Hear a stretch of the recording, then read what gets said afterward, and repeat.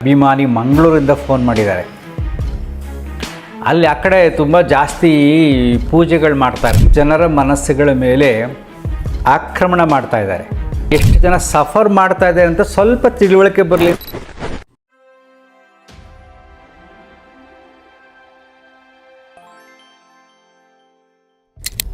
ನಮಸ್ಕಾರ ಸ್ನೇಹಿತರೆ, ನಮ್ಮ ಆ್ಯಪಲ್ ಲೈಫ್ ಯೂಟ್ಯೂಬ್ ಚಾನಲ್ ನೋಡಿ ಒಬ್ಬರು ಅಭಿಮಾನಿ ಮಂಗಳೂರಿಂದ ಫೋನ್ ಮಾಡಿದ್ದಾರೆ. ಅಲ್ಲಿ ಆ ಕಡೆ ತುಂಬ ಜಾಸ್ತಿ ಪೂಜೆಗಳು ಮಾಡ್ತಾ ಇರ್ತಾರೆ. ನಾಗದೋಷದ ಜಾಸ್ತಿ ಮಾಡ್ತಾರೆ, ಮತ್ತು ಪಿತೃದೋಷ, ಕುಟುಂಬಸ್ಥ ದೋಷ, ಗುರುಚಂಡಾಲ ದೋಷ ಅಂತ ಏನೇನೋ ಅಲ್ಲಿ ಪೂಜೆಗಳು ಮಾಡ್ತಾರಂತೆ. ಪ್ರತಿಷ್ಠಿತ ಜ್ಯೋತಿಷಿಗಳವರು ಪಾಪ ರಿಕ್ವೆಸ್ಟ್ ಮಾಡ್ಕೊಂಡಿದ್ದಾರೆ ಅವ್ರ ಹೆಸರು ಹೇಳಬೇಡಿ ಅಂತ. ಅಷ್ಟು ಭಯ ಏನಾದರೂ ಮಾಡ್ತಾರೆ ಅಂತ. ಅಷ್ಟೊಂದು ವ್ಯಾಪಕವಾಗಿ ಜನರ ಮನಸ್ಸುಗಳ ಮೇಲೆ ಆಕ್ರಮಣ ಮಾಡ್ತಾ ಇದ್ದಾರೆ. ಅವ್ರು ಎಷ್ಟೆಷ್ಟು ದುಡ್ಡನ್ನು ಕೇಳಿದ್ರು ಮತ್ತು ಮಾಡೋಕ್ಕಾಗಲ್ಲ ಅನ್ನೋ ಯಾವ್ಯಾವ ರೀತಿ ಮಾತಾಡಿದ್ರು ಅನ್ನತಕ್ಕಂಥದ್ದನ್ನು ಆಡಿಯೋ ಹಾಕ್ತೀನಿ ಕೇಳಿ. ಒಂದೊಂದು ಆಗಲ್ಲ ಅಂತ ಸಮಸ್ಯೆಗಳು ಬಂದಾಗ ಅದನ್ನು ಇದೆಲ್ಲ ಅದು ಒಟ್ಟಿನಲ್ಲಿ ಅವರಿಗೆ 30,000 40,000 ದುಡ್ಡು ಬೇಕು ಅಷ್ಟೇ. ಈ ರೀತಿ ಎಲ್ಲ ಕಡೆ ಮಾಡ್ತಾ ಇರ್ತಾರೆ. ನಾನು ಯಾಕೆ ಆಡಿಯೋಗಳನ್ನ ಹಾಕ್ತೀನಿ ಅಂದರೆ, ಸಾಕ್ಷಿ ಸಮೇತ ಎಷ್ಟು ಜನ ಸಫರ್ ಮಾಡ್ತಾ ಇದ್ದಾರೆ ಅಂತ ಸ್ವಲ್ಪ ತಿಳುವಳಿಕೆ ಬರಲಿ ಅಂತ. ಇನ್ನೂ ಬೇಕಾಷ್ಟಿದೆ, ಕೆಲವೊಂದು ಮಾತ್ರ ಸೆಲೆಕ್ಟ್ ಮಾಡಿ ನಾನು ಹಾಕ್ತೀನಿ ಅಷ್ಟೇ. ಈಗ ಅವ್ರ ಕುಟುಂಬ ದೋಷ ಅಂತ ಬರುತ್ತೆ. ಯಾವುದರ ಸಮಸ್ಯೆಗಳು ಬಂದಾಗ ಅವ್ರ ಹತ್ರ ಹೋದಾಗ ಸರಳವಾಗಿ ಹೇಳ್ಬಿಡ್ತಾರೆ, ನಿಮ್ಮ ಮನೆಯಲ್ಲಿರ್ತಕ್ಕಂಥ ಆತ್ಮಗಳಿಗೆ, ಹಿರಿಯರಿಗೆ ಸದ್ಗತಿ ದೊರಕಿಲ್ಲ. ಸರಳವಾಗಿ, ಯಾಕಂದ್ರೆ ಪ್ರೂವ್ ಮಾಡೋಕ್ಕಾಗಲ್ವಲ್ಲ. ನಿಮಗೆ ಸಿಂಪಲ್ ಕ್ಲಾರಿಟಿ ಕೊಡ್ತೀನಿ, ಆಮೇಲೆ ಆಡಿಯೋಗಳಿದು ಜಾಸ್ತಿ ಆಗುತ್ತೆ. ನಮ್ಮ ಮನೆಯವರಿಗೆ ಸದ್ಗತಿ ದೊರೆತಿಲ್ಲ ಅಂದರೆ ನಾವು ತಿಥಿ ಮಾಡಿ ಪ್ರಯೋಜನ ಏನು ಬಂತು? ವೈಕುಂಠ ಸಮಾರಾಧನೆ ಮಾಡಿ ಏನು ಬಂತು ಪ್ರಯೋಜನ? 100 ಜನಕ್ಕೆ ಊಟ ಹಾಕಿರ್ತೀವಿ, ಶಾಸ್ತ್ರಿಗಳನ್ನು ಕರೆಸಿ ಏನೇನೋ ಹೋಮ ಎಲ್ಲ ಮಾಡಿರ್ತೀವಿ. ಇಷ್ಟೆಲ್ಲ ಮಾಡಿದ ಮೇಲೂ ಆ ಹಿರಿಯವರು ನಮಗೆ ಹೇಗೆ ತೊಂದರೆ ಕೊಡ್ತಾರೆ? ಅಂದರೆ ಅದೆಲ್ಲ ಸುಳ್ಳಾಯ್ತಾ? ಅವ್ರು ಸ್ವರ್ಗಕ್ಕೆ ಹೋಗಿಲ್ಲ ಅಂದರೆ, ಇಲ್ಲೇ ಇದ್ರು ನಮ್ಗೆ ತೊಂದರೆ ಕೊಡಬೇಕು ಅಂದರೆ ತೊಂದರೆ ಕೊಡ್ತಾರೆ ಅಂದರೆ ಸ್ವಲ್ಪ ಲಾಜಿಕಾಗಿ ಯೋಚನೆ ಮಾಡಿ ನೋಡಿ. ನಮ್ಮನ್ನು ಸಾಕಿ ಬೆಳೆಸಿದವರು ನಮಗೆ ಹೇಗೆ ತೊಂದರೆ ಕೊಡೋಕ್ಕೆ ಸಾಧ್ಯ? ಆ್ಯಕ್ಚುಲಿ ತೊಂದರೆ ಬಂದರೆ ಅವರೇನಾದರೂ ನಮ್ಮನೇಲಿ ಇದ್ದರೆ ಆ ತೊಂದರೆನ ಹೋಗಲಾಡಿಸ್ತಾರೆ. ತೊಂದರೆಯನ್ನು ಹೋಗಲಾಡಿಸಿ ನನ್ನ ಮಕ್ಕಳು ನೆಮ್ಮದಿದ ಬದುಕಲಿ ಅಂತ ಹಾರಿಸ್ತಾರೆ. ಯಾಕೆಂದರೆ ಹಿರಿಯ ಜೀವಗಳು ಮೇಲಿದ್ದರೆ, ನಿಮ್ಮ ಪ್ರಕಾರ ನಂಬಿಕೆಯಲ್ಲಿ ಇದ್ದರೆ ಅವ್ರು ಅದನ್ನೇ ಮಾಡಬೇಕಲ್ವಾ? ನಮ್ಮ ಕಷ್ಟ ಹೋಗಲಾಡಿಸ್ಬೇಕಲ್ವಾ? ಅಂದರೆ ಇದು ಸುಳ್ಳು ಸೃಷ್ಟಿಗಳು, ನಿಮ್ಮ ದೌರ್ಬಲ್ಯತೆಯನ್ನು ಉಪಯೋಗಿಸ್ಕೊಂಡು ಮಾಡತಕ್ಕಂಥ ನಾಟಕಗಳು. ಸೆಕೆಂಡ್ ಕ್ವಶನ್, ನೀವು ತುಂಬ ಮನಸ್ಸಲ್ಲಿ ಇದನ್ನೆಲ್ಲ ಹಾಕ್ಕೊಂಡ್ರೆ ನಿಮಗೆ ಸೊಲ್ಯೂಷನ್ ಸಿಗೋದು. ಈಗ ಅವ್ರು ಹೇಳಿದ ತಕ್ಷಣ ನಾವೇನು ಮಾಡ್ತೀವಿ, ಏನೋ ಸಮಸ್ಯೆ ಆಗಿದೆ ಅಂತ ಒಂದು ದಿನ ಪೂಜೆ ಮಾಡ್ತೀವಿ, 30,000 40,000 ಕೊಟ್ಟು. ಆಗ ಸ್ವರ್ಗ ಕೊಟ್ಟೋಗ್ಬಿಡ್ತಾರೆ ಅವರು. ಅಂದರೆ ಅದೆಲ್ಲ ಮಾಡಿದ್ದೆಲ್ಲ ಸುಳ್ಳಾಯ್ತಾ? ಓಕೆಪ್ಪ, ಸ್ವರ್ಗಕ್ಕೆ ಹೋದರು. ಸ್ವರ್ಗಕ್ಕೆ ಹೋದ್ಮೇಲೆ ನಿಮ್ಮನ್ನು ಹರಿಸೋರು ಯಾರು? ನಿಮ್ಗೆ ಒಳ್ಳೇದು ಮಾಡೋರು ಯಾರು? ಭಗವಂತ ಮಾಡಬೇಕಲ್ವಾ? ಹೌದು ತಾನೆ? ನಿಮ್ಮ ಮನೆಯ ದೇವರು, ನೀವು ನಂಬಿರೋ ದೇವರು ನಿಮ್ಗೆ ಒಳ್ಳೇದು ಮಾಡಬೇಕಲ್ವಾ? ಪ್ರತಿದಿನ ಮನೇಲಿ ಪೂಜೆ ಮಾಡ್ತೀರಲ್ವಾ? ಒಳ್ಳೊಳ್ಳೆ ದೇವಸ್ಥಾನಗಳಿಗೆ ಹೋಗ್ತಿರಲ್ವಾ? ನೀವು ನಂಬಿರ್ತಕ್ಕಂಥ ದೇವ್ರಿಗೆ ಹೋಗ್ತಿರಲ್ವಾ? ಆ ದೇವ್ರು ಸ್ಟ್ರಾಂಗ್ ತಾನೆ. ಆ ದೇವರು ಬಂದು ನಿಮ್ಮ ಮನೆಯ ಆತ್ಮಗಳಿಗೆ ಹೇಳಿ, ಯಾಕಪ್ಪ ತೊಂದರೆ ಕೊಡ್ತೀರಾ? ನನ್ನ ದಿನ ಪೂಜೆ ಮಾಡ್ತಾರೆ, ಸೊ ನೀವು ಹೋಗಿ ಅಂತ ದೇವರೇ ಕಳಿಸ್ಬೋದಲ್ಲ. ಇವ್ರು ಯಾಕೆ ಹೋಮ ಮಾಡಿ ಕಳಿಸ್ಬೇಕು? ನಿಮ್ಮ ಮನೆ ದೇವ್ರು ಕಳಿಸಲ್ವಾ? ನಿಮ್ಮ ಮನೆ ದೇವ್ರು ಪವರ್ಫುಲ್ ಇಲ್ವಾ? ಹಾಗಾದ್ರೆ ನೀವು ಮಾಡ್ತಾ ಇರೋ ಪೂಜೆ ಪ್ರತಿದಿನ ಸುಳ್ಳ? ನೀವು ದೇವಸ್ಥಾನಕ್ಕೆ ಹೋಗ್ತಾ ಇರೋದು ಸುಳ್ಳ? ಅಲ್ಲಿ ದೇವರಿಲ್ವಾ? ಕ್ವಶನ್ ಹಾಕ್ಕೊಳ್ಳಿ. ನಾನು ಡೈಲಿ ದೇವಸ್ಥಾನಕ್ಕೆ ಬರ್ತೀನಿ, ಅಥವಾ ನೋವಾದಾಗ ನಾನು ದೇವಸ್ಥಾನಕ್ಕೆ ಹೋಗ್ತೀನಿ, ಮನೇಲಿ ಪ್ರಾರ್ಥನೆ ಮಾಡ್ತೀನಿ. ಆ ದೈವದ ಮೇಲೆ ನಂಬಿಕೆ ಇದ್ದರೆ ಅವನು ಕಾಪಾಡ್ತಾನೆ. ನೀವು ಯಾಕೆ ಈ ಭಟ್ರ ಹತ್ರ ಹೋಗಿ ದುಡ್ಡೆಲ್ಲ ಖರ್ಚು ಮಾಡಿ ಹೋಮ ಮಾಡಿಸಿ 30,000 ಕಳ್ಕೋಬೇಕು? ಚಿಂತನೆ ಮಾಡಿ ನೋಡಿ. ಇನ್ನು ನಾಗದೋಷ ಮೊದಲು ಇರಲಿಲ್ಲ. ಆ್ಯಕ್ಚುಲಿ ಹೇಳಬೇಕು ಅಂದರೆ, ನಾನು ಒಂದು ವೀಡಿಯೋದಲ್ಲಿ ಡೀಟೇಲ್ಸ್ ಹೇಳಿದ್ದೆ.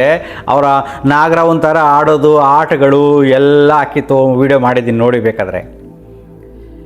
ನಾಗದೋಷ ಈ ರೀಸೆಂಟ್ ಟ್ರೆಂಡು. ಟಿ ವಿನಲ್ಲಿ ಜ್ಯೋತಿಷಿಗಳು ಬರೋಕ್ಕೆ ಸ್ಟಾರ್ಟ್ ಆದಮೇಲೆ ಟ್ರೆಂಡ್ ಸ್ಟಾರ್ಟ್ ಆಯಿತು.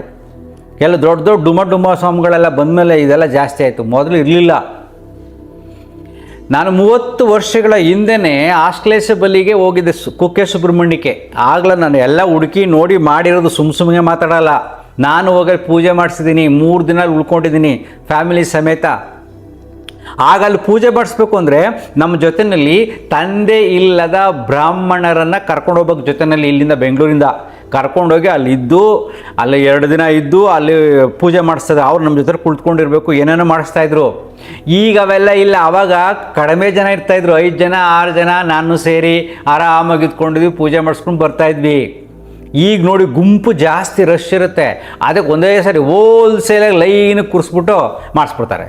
ಹಂಗಾರೆ ಶಾಸ್ತ್ರ ಸುಳ್ಳ? ನಾನು ಮಾಡಿದ ಶಾಸ್ತ್ರ ಸುಳ್ಳ? ಈಗ ಜನ ಜಾಸ್ತಿ ಅಂದರೆ ಆ ಶಾಸ್ತ್ರವನ್ನು ಬದಲಾಯಿಸಿ ಮಾಡುವುದು ಸತ್ಯವಾ? ಹಿಂಗೆ ಯೋಚನೆ ಮಾಡಿ ನೋಡ್ರಿ.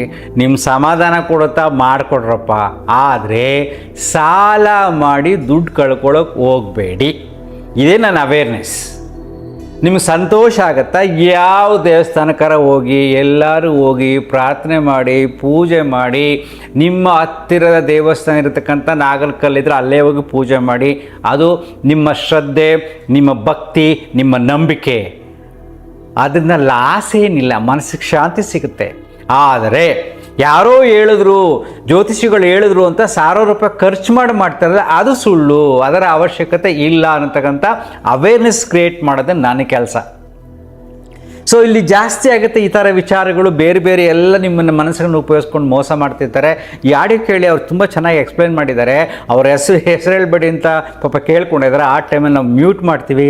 ಆರಾಮಾಗಿ ಕೇಳಿ, ಮನಸ್ಸನ್ನು ರಿಲ್ಯಾಕ್ಸ್ ಮಾಡ್ಕೊಳ್ಳಿ, ಖುಷಿಯಾಗಿರಿ. ಅಂತರ್ಮುಖಿ ಸದಾ ಸುಖಿ. Thank you. ಹಲೋ, ನಮಸ್ತೆ. ನಮಸ್ಕಾರ ಸರ್. ಮಂಗಳೂರಿಂದ ಮಾತಾಡ್ತಾ ಇದ್ದೀನಿ. ನಾನಂದ್ರೆ ನಿಮ್ಮ ವಿಡಿಯೋಗಳನ್ನೆಲ್ಲ ನೋಡ್ತಾ ಇದ್ದೇನೆ. ನಮ್ಗೂ ಈಚೆ ಸೈಡ್ ಅಲ್ಲಿ ಅಂತೂ ಅಂತ ಮೌಢ್ಯತೆಗಳು ಸಿಕ್ಕಾಪಟ್ಟೆ ಜಾಸ್ತಿ ಇದೆ, ನಮ್ಮ ಈ ಮಂಗಳೂರು ಸೈಡ್ ಆಚೆ ಎಲ್ಲ. ಅದ ಯಾಕೆ ಹೇಳ್ತಾ ಇದ್ದೇನಂದ್ರೆ, ಉದಾಹರಣೆಗೆ ಈಗ ನನ್ನ ಅಪ್ಪ ತೀರ್ಕೊಂಡ್ಬಿಟ್ರು. ನಾವೆಲ್ಲವೂ ಅದನ್ನು ಕ್ರಮಬದ್ಧವಾಗಿ ಎಂತೆಲ್ಲ ಮಾಡ್ಬೇಕೋ ಅದನ್ನೆಲ್ಲ ಮಾಡಿದ್ದೇವೆ, ಆಯ್ತಲ್ಲ. ಏನೋ ಒಂದು ವಿಷಯಕ್ಕೆ ಹೀಗೆ ಬಿಸ್ನೆಸ್ ಅಲ್ಲಿ ಹೀಗೆ ಸ್ವಲ್ಪ ಕಷ್ಟ ಹೀಗೆ ಅಂತ ಹೇಳುವಾಗ ಹೇಗೋ ಮಾತಾಡಿ ಅದು ಒಬ್ರು ಹೋದಾಗ ನಿಮ್ಮ ಕುಟುಂಬ ದೋಷ ಉಂಟು ಅಂತ ಹೇಳಿ ಬಂತು, ಆಯ್ತಲ್ಲ. ಯಾವ ರೀತಿ ಕುಟುಂಬ ದೋಷ ಅಂತ ಕೇಳಿದೆ. ಕುಟುಂಬ ದೋಷ ಅಂದ್ರೆ ನಿಮ್ಮದು ಹಿರಿಯರಿಗೆಲ್ಲ ಸದ್ಗತಿ ಆಗ್ಲಿಲ್ಲ ಅಂತ ಹೇಳಿದ್ರು.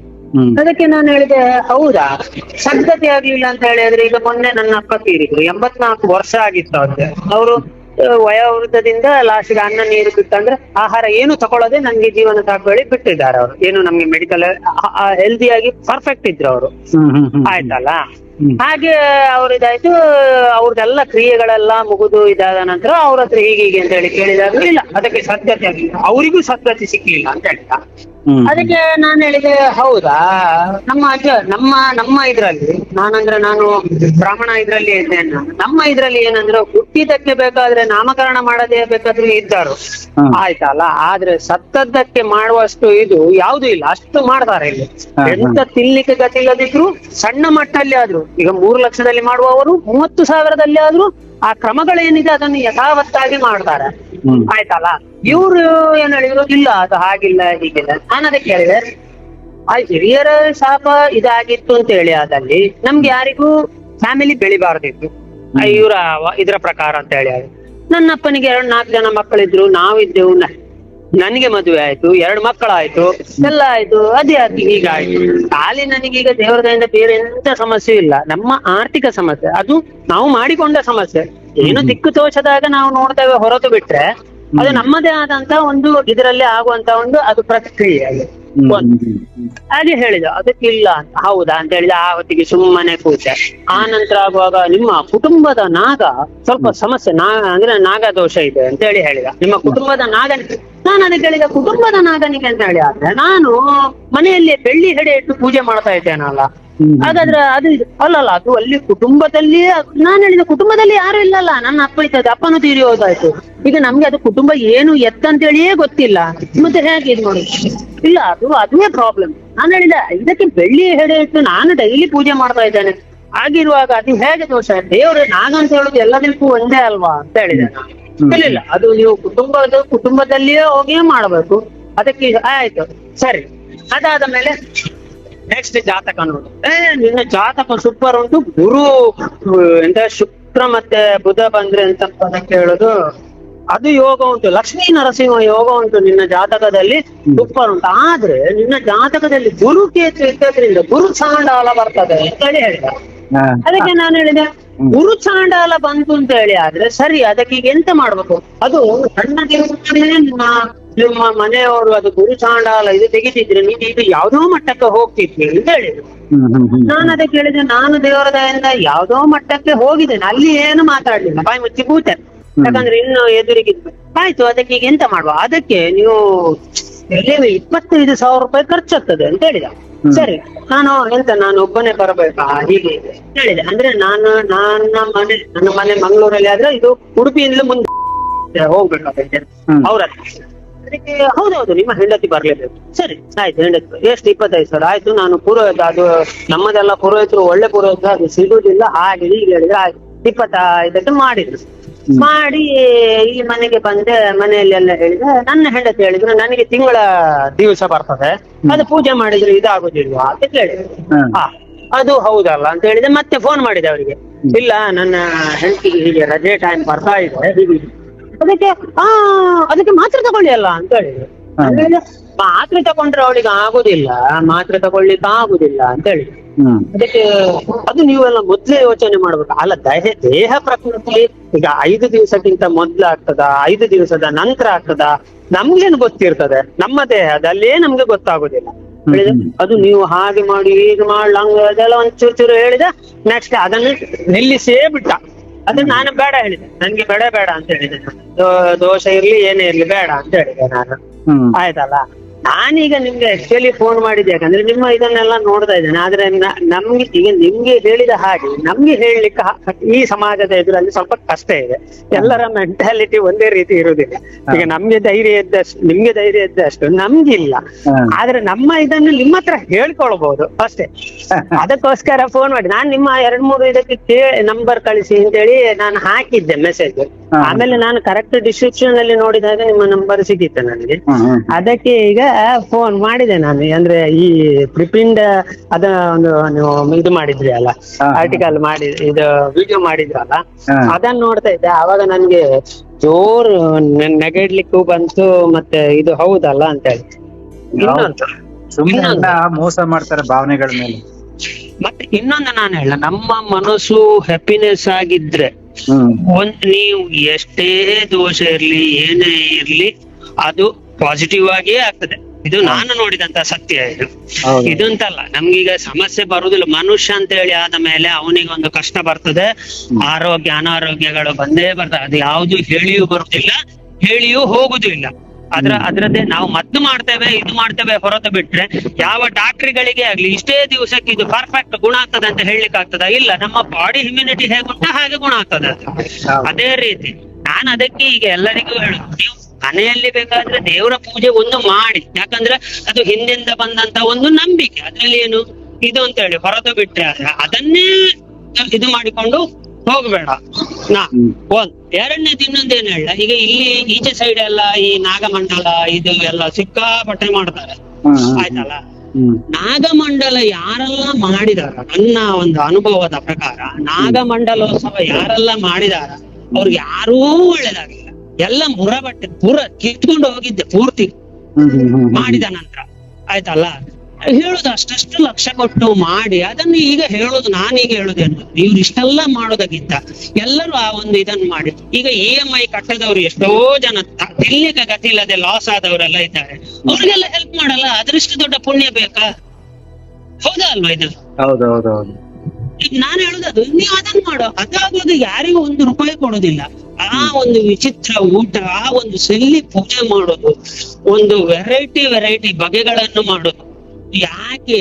ಅದ್ರಲ್ಲಿ ಪುನಃ ಇದು ಸುಮ್ಮನಿಲ್ಲದ್ರು ಬಂದವ ತಿಂದು ಹೋಗ್ತಾನೆ, ಅದು ಬೇರೆ ವಿಷಯ. ಆದ್ರೆ ಅದರ ಅಗತ್ಯತೆ ಇದೆಯಾ? ವಿಚಿತ್ರ ಅನಿಸ್ತದೆ ಎನಿಸುವಾಗ. ಅದು ಇನ್ನೊಂದು ಏನಂದ್ರೆ, ಇನ್ನೊಂದು ಇಲ್ಲಿ ಬೇನೆ ಈಗ ಇದಾಗ್ತಾ ಇರೋದು ಈ ಮಾಟ ಮಂತ್ರದ ಬಗ್ಗೆ. ನನಗೆ ನೀವ್ ಹೇಳಿದ್ರೆ ನಂಬೋದಿಲ್ಲ, ನಾನು ಇದರಲ್ಲಿರುವ ಪೇಪರ್ ಮೀಡಿಯಾದಲ್ಲಿ ಇರುವಾಗ ನಾನು ಹಿಂದೆ ಒಂದು 18-20 ವರ್ಷದ ಹಿಂದೆ ಒಂದು ಪತ್ರಿಕೆಯಲ್ಲಿ ಇದ್ದೆ. ಅಲ್ಲಿ ನಾನೇನಂದ್ರೆ ನಂದು ಸ್ಟ್ರೇಟ್ ಫಾರ್ವರ್ಡ್, ನನ್ಗೆ ಏನಂದ್ರೆ ನನ್ ಕೆಲಸ ಆಗ್ಲೇಬೇಕು, ಇಲ್ಲ ಅಂತ ಹೇಳಿ ಅದು ನಾನು ಎಷ್ಟು ದೊಡ್ಡ ಜನವಾಗ್ಲಿ ಬೈಯುವವ ನಾನು, ಆಯ್ತಲ್ಲ. ಹಾಗೆ ನನ್ನ ಇದರಿಂದ ಎಲ್ಲರೂ ಒಂಚೂರು ಇದು ಮಾಡಿ ಇಲ್ಲಿ ಈಗ ಖ್ಯಾತ ಜ್ಯೋತಿಷಿ ವಾಸ್ತು ಹೇಳಿದ್ರಲ್ಲ, ಅವ್ರ ಅಪ್ಪ ಅವ್ರ ಹತ್ರ ಹೋಗಿ ನನಗೆ ತಂತ್ರವಿದ್ಯೆ ಮಾಡಿಸಿದ್ರು, ಆಯ್ತಲ್ಲ. ಭಯಂಕರ ಎಲ್ಲ ತಂತ್ರವಿದ್ಯೆ, ಎಷ್ಟು 10 ದಿವಸದ ಎಲ್ಲ ಸೇರಿ ಎಲ್ಲರೂ ಸೇರಿ ಒಂದು 40-50 ಸಾವಿರ ರೂಪಾಯಿ ಕೊಟ್ಟು ತಂತ್ರವಿದ್ಯೆ ಮಾಡಿಸಿದ್ರು. ಅದು ನನಗೆ ವಿಷಯವೇ ಗೊತ್ತಿಲ್ಲ. ನಂದು ಅಲ್ಲಿಂದ ನಾನು ಕೆಲಸ ರಿಸೈನ್ ಮಾಡಿದೆ, ಇನ್ನೊಂದಕ್ಕೆ ಬಂದ. ಆವಾಗ ಮತ್ತೊಬ್ಬ ಹೇಳ್ತಾನೆ, ನಿಮ್ಗೆ ಹೀಗೀಗೆ ಮಾಡಿದ್ರು ಸರ್, ಅದು ಇದಾಯ್ತು ಅಂತ ಹೇಳಿ. ಅದಕ್ಕೆ ನಾನು ಹೇಳಿದ, ದೇವರ ದಯೆಯಿಂದ ನನಗೇನು ಆಗ್ಲಿಲ್ಲ. ನಾನು ಒಂದನೇದಾಗಿ ನಾನು ಯಾರ ಹೊಟ್ಟೆಗೂ ಹೊಡಿಲಿಲ್ಲ, ಅನ್ಯಾಯ ಮಾಡ್ಲಿಲ್ಲ, ನನಗೆ ಅದು ಏನು ತಾಗುದೂ ಇಲ್ಲ. ಫಸ್ಟ್ ಒಂದು. ಎರಡನೇದಾಗಿ ಫಸ್ಟ್ ಆಫ್ ಆಲ್ ನನಗೆ ಮಾಟ ಮಂತ್ರದ ಬಗ್ಗೆ ನಂಬಿಕೆಯೇ ಇಲ್ಲ. ಯಾರು ಬೇಕಾದ್ರೂ ನನ್ನ ಎದುರಿಗೆ ನಿಂತು ಬೇಕಾದ್ರೆ ನನಗೆ ಮಾಟ ಮಂತ್ರ ಮಾಡ್ಲಿ, ನನಗೆ ಏನು ತೊಂದರೆ ಇಲ್ಲ, ನನಗೆ ತಾಗುದಿಲ್ಲ. ಯಾಕಂದ್ರೆ ನನಗೆ ಅದರ ಮೇಲೆ ಫಸ್ಟ್ ಆಫ್ ಆಲ್ ನನಗೆ ನಂಬಿಕೆ ಇಲ್ಲ ಅಂತ ಹೇಳಿದೆ ನಾನು. ಎಲ್ಲ ಅಷ್ಟು ದೊಡ್ಡ ಮಾಟ ಮಂತ್ರ ತಂತ್ರವಿದ್ಯೆಯವರು ಆಗ್ತಿದ್ರೆ ನಮ್ಮ ದೇಶದಲ್ಲಿ ಎಷ್ಟು ಗಲಾಟೆ ಆಗ್ಬೇಕಾ? ಅವನೇ ಮೇನ್ ಮಾಟ ಮಂತ್ರ ಮಾಡುವವನೇ ದೊಡ್ಡ ಮುಖ್ಯಮಂತ್ರಿ ಆಗ್ಬೋದಲ್ಲ. ನಮ್ಗೆ ಈ ಎಲೆಕ್ಷನ್ ಖರ್ಚು, ಇಷ್ಟು 1000 ಕೋಟಿ ಎಲೆಕ್ಷನ್ಗೆ ಖರ್ಚು, ಇದು ಅದನ್ನೆಲ್ಲ ತೆಗೆದಾಕ್ಬೋದಲ್ಲ. ಹೀಗೆ ಒಂದು ರೈ ಅಂತ ಹೇಳಿ ಮಾಡೋದು ಒಂದು ನಾನೇ ಮಂತ್ರ ಆಯ್ತು. ಎಲ್ಲರನ್ನು ಯಾರಾದ್ರೂ ವಿರುದ್ಧ ಇದ್ರೆ ಅವರ ಬಗ್ಗೆ ಒಂದು ಮಾಟ ಮಂತ್ರ ಮಾಡಿ ವಶೀಕರಣ ಮಾಡಿ ಹಿಡ್ಕೊಳ್ಳೋದಪ್ಪ. ಚೈನಾ ಇಷ್ಟೆಲ್ಲ ನಮ್ಗೆ ಸಮಸ್ಯೆ ಕೊಡ್ತಾ ಉಂಟು, ಹೋಗು ಚೈನಾಕ್ಕೆ ಹೋಗು, ಪಾಕಿಸ್ತಾನಕ್ಕೆ ಹೋಗು, ಭಯೋತ್ಪಾದಕರಿಗೆ ವಶೀಕರಣ ಮಾಡಲ್ಲ. ಅದೆಲ್ಲ ಯಾಕಾಗೋದಿಲ್ಲ ಇವರಿಗೆ? ಅವರವರ ನಂಬಿಕೆಯನ್ನು ಹಾಳು ಮಾಡೋದಲ್ಲ, ಆದ್ರೆ ಅದನ್ನು ಇನ್ನೊಬ್ಬನ ಮೇಲೆ ಅನಾವಶ್ಯಕವಾಗಿ ಹೇರಬೇಡ ಅಂತ ಹೇಳುದು ನನ್ನ ಒಂದು ವಾದ. ಅದಕ್ಕೆ ನಿಮ್ಮ ಇದಕ್ಕೆ ಕೇಳಿ ನನಗೆ ಭಾರಿ ಖುಷಿ ಆಯ್ತು, ಅದಕ್ಕೆ ನಾನು ಫೋನ್ ಮಾಡಿದೆ. ಚೆನ್ನಾಗಿ ಮಾತಾಡಿದ್ರಿ, ಹಾಕ್ಲಾಗಿದೆ ಆಡಿಯೋ. ಹಾಗೆ ತೊಂದ್ರೆ ಏನಿಲ್ಲ. ಅವ್ರದ್ದು ಹೆಸರು ಮಾತ್ರ ಮ್ಯೂಟ್ ಮಾಡಿ ಆಯ್ತಾ, ಅದು ಹೆಸರುಗಳು ಮಾತ್ರ ಮ್ಯೂಟ್ ಮಾಡಿ, ಬೇರೆಲ್ಲ ತೊಂದ್ರೆ ಏನಿಲ್ಲ. ಮತ್ತ ಇನ್ನೊಂದು ವಿಶೇಷ ಏನಂದ್ರೆ, ಇದು ವಾಸ್ತು ಉಂಟಲ್ಲ, ವಾಸ್ತು ಇದು ವಿಷಯ. ಅದು ನಾನು ಯಾರಿಗೂ ವಾಸ್ತು ಕರೆಸ್ಲಿಲ್ಲ. ನಾನು ಮನೆ ನೋಡುವಾಗ್ಲೂ ಯಾರ ಹತ್ರ ತೋರಿಸ್ಲೇ ಇಲ್ಲ. ನನ್ಗೆ ಮನೆಗೆ ಬೇಕು, ಬಂದೆ ಕೂತೆ ಗಡಿಬಿಡಿ ಎಲ್ಲ ಮಾಡಿದೆ. ಆದ್ರೆ ನಂಗೆ ವಾಸ್ತು ಅಲ್ಲಿ ಈಗಿನ ಇತ್ತೀಚಿನ ಯೂಟ್ಯೂಬ್ಗಳಲ್ಲಿ ನೋಡ್ತಾ ಇದ್ದೇನೆ, ಉತ್ತರ ದಿಕ್ಕಿಗೆ ಮರ ಇರಬಾರ್ದು ಅಂತ ಹೇಳಿ ಹೇಳ್ತಾರೆ, ಆಯ್ತಲ್ಲ. ಈಗ ನಮ್ ಸೈಡ್ ಆಚೆ ಅಲ್ಲ, ಈಗ ಬೆಂಗಳೂರಲ್ಲಾದ್ರೆ ದೊಡ್ಡ ವಿಷಯ ಅಲ್ಲ, ಮಂಗ್ಳೂರ್ ಸೈಡ್ ಆಚೆ ಎಲ್ಲ ಉಂಟಲ್ಲ, ಇಂಡಿವಿಜುವಲ್ ಹೌಸೇ ಜಾಸ್ತಿ ಇರುದು, ಆಯ್ತಲ್ಲ. ಅಲ್ಲಿ ಹೈಯೆಸ್ಟ್ ತೆಂಗಿನ ಮರಗಳು ಮನೆ ಎದುರಿಗೆ ಇರ್ತವೆ. ಯಾರೊಬ್ಬನು ಏನೂ ಆಗಿರೋದಿಲ್ಲ. ಅವರಲ್ಲಿದ್ದಷ್ಟು ಇದು ಉಂಟಲ್ಲ, ಪಕ್ಕ ವಾಸ್ತು ಅಂತೇಳಿ ಏನು ಹೇಳಿರ್ತಾರೆ ನೋಡಿ, ಅಂತವರಲ್ಲಿ ಮನೆ ಇಡೀ ಹಾಳಾಗಿ ಹೋಗಿರ್ತದೆ.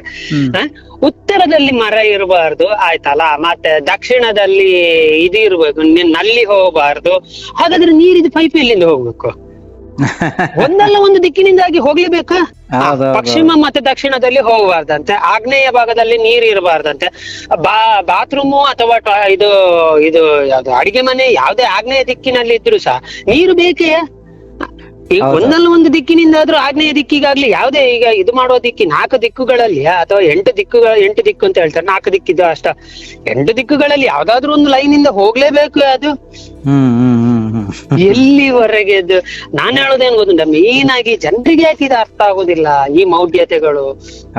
ನಾನು ಮಾಡಿದ್ದೀನಿ ನೋಡಿ ಒಂದು ಎಪಿಸೋಡ್ ವಾಸ್ತು. ಹೌದು, ನೋಡಿದೆ. ಅದು ನೋಡಿಯೇ ನಾನೀಗ ನಿಮ್ಮ ಹತ್ರ ಮಾತಾಡ್ತಾ ಇರೋದು.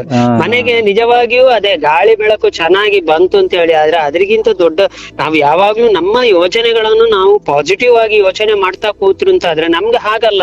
ಒಂದು ಒಳ್ಳೇದು ಯೋಚನೆ, 10 ಬೇಡದ ಯೋಚನೆಗಳು, ಮತ್ತೆ ಎಲ್ಲಿ ನಮ್ಮ ಜೀವನ ಉದ್ಧಾರ ಆಗುದು? ಅದಕ್ಕೆ ಅವ್ರದೊಂದು ಹೆಸರು, ಆ ಒಂದು ಹೆಸರು ಮಾತ್ರ ಒಂಚೂರು ಮ್ಯೂಟ್ ಮಾಡಿ. ಆಯ್ತಾಯ್ತು, ಓಕೆ. ಸರಿ.